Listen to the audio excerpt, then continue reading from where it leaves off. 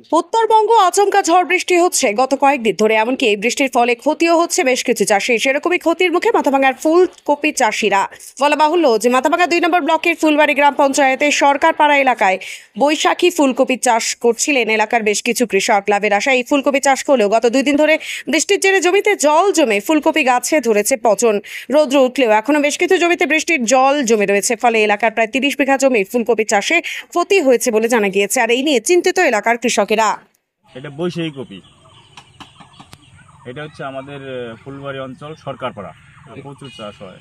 কিন্তু গত কয়েকদিনের বৃষ্টিতে একদম আমাদের চাষ একদম শেষ, পরিপূর্ণ নষ্ট হয়ে গেছে একদম। এই দেখেন না গাছের অবস্থা।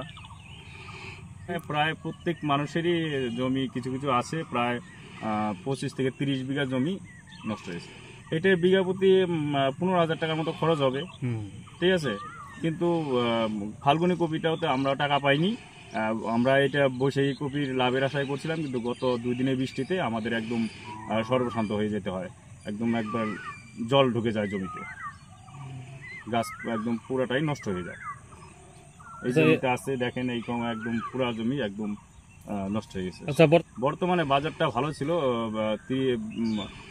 25 থেকে 30 টাকা বাজার ছিল কেজি, পার কেজি। না, আমরা এখনো জানাই নাই কৃষি দপ্তরে, আমরা সেরকম কোনো কারো কাছে যাইনি।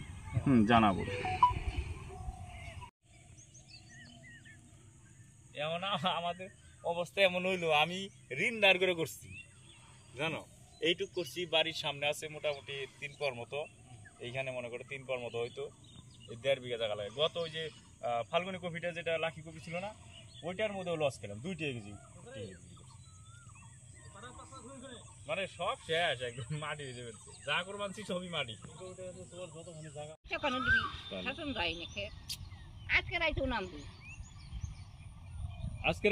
আজকে রাত্রে যদি বৃষ্টি হয়, বুঝছো, না না ওষুধে না,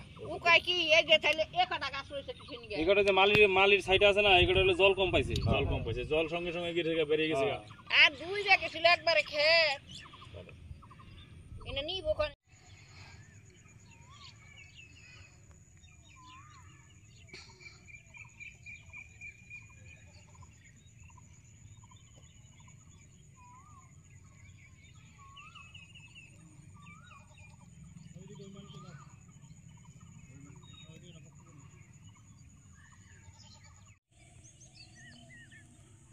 এমন আমাদের অবস্থা এমন হইলো, আমি ঋণ ধার করে করছি, জানো।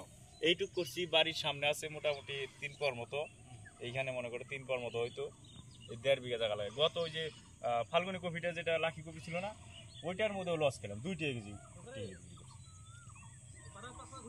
মানে সব শেষ, একদম মাটি হয়ে যাবে, যা করবানছি সবই মাটি।